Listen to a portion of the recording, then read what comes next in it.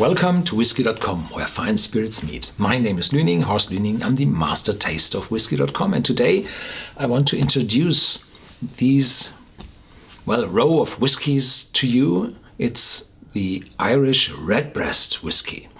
And there are several, different bottles available on the market. Some more often, some are quite rare. And these whiskies are called single pot still whiskies. Single pot still, what's that? Well, pot still in it. They are produced solely on pot stills. In contrast to the other whiskies in Ireland, which contain whiskey which is produced on column still, on continuous stills, very high distillation columns where the whiskey flow is industrialized. Pot still is a batch processing of whiskey, and it's, quite famous in Ireland, and it dates back until the 15th century. And these whiskies were called in former times pure pot still. I think pure pot still explains better what's in these bottles, because single pot still sounds as if the whiskey was produced on a single pot still, and that's not true. This whiskey is produced in the New Middleton Distillery in the south of Ireland, in Cork, and there they have 3 pot stills: a wash still, an intermediate still, and a spirit still. And the whiskey, the mash, runs through all those 3 stills, but they are purely produced on pot stills. Why are they called single pot stills? Well, in Scotland there had been, in 2004, 2005, there had been a big dispute about the word pure. And the Scotch Whisky Association, the industry body of the industry in Scotland, they ruled that the word pure has to be omitted in the future because it's not that clear what it means. And the biggest producer of malt whiskey, of single malt whiskey, named its whiskey pure malt whiskey, and they had to change. So this was a kind of collateral damage, but the word pure was banned in Scotland. And it didn't take, and in 2009, I think, the new regulations came out from the legislation or the administration that the word pure has to be omitted. And it didn't take for long when the Irish said, we have to use or omit the word pure also, because the Scots banned it, and the predominance of legislature in London also made an influence on the Irish. What a shame. But there is a big difference between those single pot stills and the single malts in Scotland. The single malts in Scotland also have to be produced solely on pot stills. It's no longer allowed to produce single malt whiskey on a column still, which is technically possible. You have to use the old way of distilling in pot stills for a single malt whiskey. So legislation changed in 2009, I think. The Irish have a mash bill which consists out of unmalted cereals and malted cereals. The malted cereals are mostly, or 99 or 100% from barley, malted barley, and the unmalted are very often wheat. In former times it had been maize because it was corn, because it has been cheaper. But the wheat today is more expensive but has a better yield in alcohol, so they use wheat today. So the mash bill contains malted and unmalted cereals. So this is comparable to the Kentucky Straight Bourbon, where you also have a mash bill of different cereals, And after the distillation and maturation in the cask, there is no mixing with other whiskies from other distilleries or other kind of whiskies. So this means the word straight. So the single pot still means no change of the mash bill afterwards with other distilleries, but pot stills from a single distillery. That's probably the better notation. Redbreast, the brand, was introduced to the market in 1903, and it was British, in particular English. A company called Gilbey's, situated in London. They were, well, I think, traders of sherry. They had a sherry bottling plant, or company plant in those days. Well, it was industrialized bottling, and they started also to bottle whiskey, in particular this Redbreast. And then they grew, and they also had a subsidiary in Dublin, which belonged to the Crown in those days. And they were supplied from the Bow Street Distillery in Dublin, which were owned by, I'm not quite sure, John Jameson or Powers. Yeah. Then there was the Prohibition in the US starting in 1919, and it's originated in Ireland because the Irish had so a thirst on alcoholic beverages and whiskey in particular. So the Christian Women's Temperance Union originated in Ireland and moved further to the US with the immigrants, and then they achieved the noble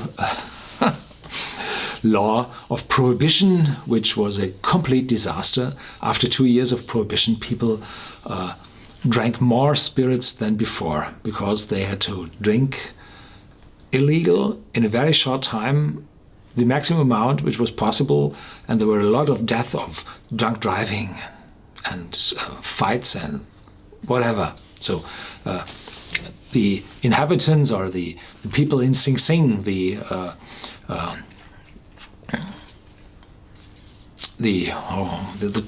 jail of the state New York, up on the Hudson River, the people in Sing Sing doubled during Prohibition. Yeah.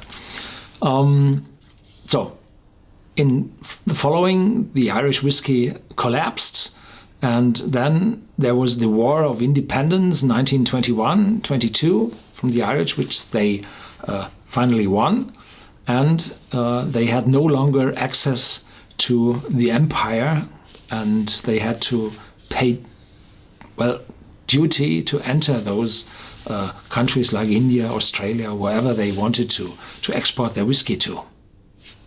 The US was blocked Prohibition. Canada joined Prohibition later, I think. And so everything was gone.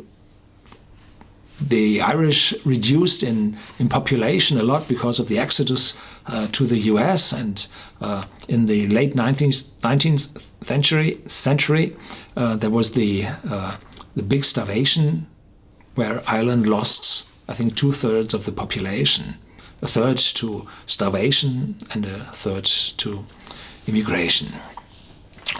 Then the Commonwealth of Nations were formed in 1931, firstly known as the British Commonwealth of Nations, without the Irish. That worked until 1947, and when the colonies became independent, the British was erased from the name. It was the Commonwealth of Nations then. It was the biggest free trade construct in the world then, and it was lost for the Irish. So thousands of distilleries died, and the big three joined together in a company called Irish Distillers Limited. It was John Jameson, Powers and Sons, and Cork Distillers. And they built a new distillery in the south of Ireland, in the county of Cork. called the New Middleton Distillery. It was built beside the old Middleton Distillery, a wonderful place. Whenever you come to Ireland, visit that old Middleton Distillery. It's wonderful. And all brands moved from Dublin to this New Middleton Distillery over the following years. The Redbreast became its whiskey still from the Bow Street Distillery in Dublin until 1971, when the distillery in Dublin was finally closed. Then in 1985, in 1981, 1979, Margaret Thatcher came to power in Westminster, and 1980 they fought against the unions, and they stopped having a fireman on the electrical locomotives, and there was a big strike of the coal workers, which lasted for 1.5 years, and finally all the coal workers lost their jobs, and the coal mine were never opened again. Privatization was coming, and 1985, during this recession where the Irish whiskey distillers suffered a lot from the missing demand from England and Britain, stopped production. So the Gilbey's white label, or 12-year-old label for the Redbreast, was gone finally. And afterwards, capital was low. And in 1988, Irish distillers joined under the roof of the French Pernod Ricard. Well, I don't think so. I think Pernod Ricard bought Irish distillers. Perhaps they had a switch in shares, and so it was a join, more or less. So the former Irish distillers' shareholders were paid in Pernod Ricard shares. I think that was the way they did the join. But better ruled by the French, by the Catholic French, than by the English. Yeah. And in 1991, Pernod Ricard, Irish distillers, revived the Redbreast brand with a 12-year-old Redbreast. And why it's called Redbreast? Well, you know the robin redbreast, the bird, and this is one of the very few, if not the only, small singing bird which stays over the winter in the dark Irish landscape. And it has a red breast. And well, who stays in the dark winter in Ireland with a red throat? Well, the lovers of redbreasts. So there is the marketing idea behind this robin redbreast. A few years later, I think it was in 2005, the 15-year-old appeared on the market, and this one has everything more than the 12-year-old. It's 46% instead of 40%, is more sherry cask than the 12-year-old, and this one has already a lot of whiskey from sherry cask, because the Gilbeys were sherry merchants in 1903 when they started the whiskey business. And there the sherry casks were available, and they never had their own distillery. They bought the whiskey in and had their own casks to bottle, to fill. So this is the foundation of the Redbreast whiskey. And the 15-year-old came later on in 2005. And then in 2011, the 12-year-old cask strength appeared. And it was introduced by Alexander Ricard, the former CEO of Irish Distillers and the heir to the Ricard family, which owns a particular amount of Pernod Ricard shares still today. And today, Alexander Ricard is the CEO of Pernod Ricard because his uncle, I think, he died unexpectedly, and he had to take over. So he I was at the new Middleton Distillery, or at the old Middleton Distillery, where the official introduction of the 12-year-old came, was held in an old warehouse when Alexander Ricard held a speech about these whiskies. Wonderful. And afterwards, I think 2012, 13, I don't know exactly, the 21 years old appeared on the market, very rare, very expensive. So this one is 40, 60, 60 to 70, 150, 160. So the Redbreast 21 years old is I think it's the oldest whiskey regularly available in the Republic of Ireland, or from a distillery in the Republic of Ireland. Yeah, that's it. But storage is low. They had to stop the Jameson 12 years old, they had to stop the Jameson 18 years old, and all those aged old casks have been allocated to the Redbreast brand. There are a few special releases with older whiskies in, like the Middleton Very Rare, the Barry Crockett, and the Powers Johns Lane, and so on. There are still a few older whiskies on the market, but the availability of those old whiskies is bad. So whenever you find an older Redbreast than 12 years, get it. The New Middleton Distillery increased production 2014, and a second stillhouse was built. And every year they build a new warehouse, a huge warehouse, the size of a football field. And it's regularly filled, so the amount of whiskey maturing in Cork is growing incredibly, but the demand for Irish whiskey is growing as well. And the whiskey Tullamore Dew, which was a licensed product from Jameson, was produced at the New Middleton Distillery and was sold over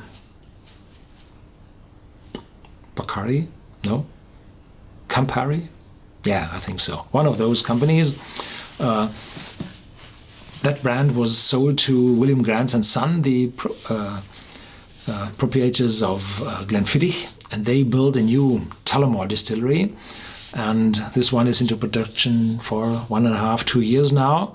So the amount of Jameson whiskey available in the next upcoming years grows extraordinarily. So there will be more matured whiskey from the New Middleton Distillery in the next years. So it must.